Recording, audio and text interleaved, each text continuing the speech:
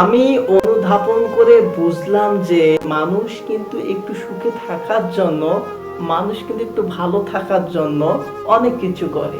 কেউ বা বিজনেস করে, কেউ বা বড় ধরনের জব করে, টাকা পয়সা অর্থ সম্পদ কোনো অভাব নাই, কিন্তু মনের মধ্যে কোনো সুখ নাই, মনের মধ্যে অশান্তি, মনের মধ্যে শান্তি নাই। তাতে কারণ কি জানেন? আর একজন রিক্সা চালক, একজন দিন মজুরি, উনি মানুষের বাড়িতে সারাটা দিন কাজ কাম করে রাত্রে বেলা খাওয়া দাওয়া করে বিবি বাচ্চাদের নিয়ে দিব্যি ঘুমায়। আর যেই মানুষটা অনেক টাকার মালিক, ওই মানুষটা রাত্রে ঘুমাতে পারে। তার কারণ হচ্ছে ওই মানুষটা টাকার পেছনে দৌড়াতে দৌড়াতে ওই সৃষ্টিকর্তাকে ভুলে গিয়েছে, ওই আল্লাহকে ভুলে গিয়েছে।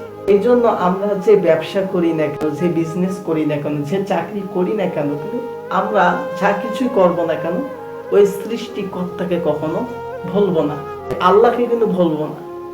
কিন্তু আমরা যে সুখের জন্য আমরা এত কিছু করলাম, সেই সুখ তো আমাদের জীবনে আসলো না, আসলো শুধু পেরেশান আর পেরেশান। কারণ ওই আল্লাহকে ভুলে যাওয়ার কারণে, মালিকের ইবাদত না করার কারণে।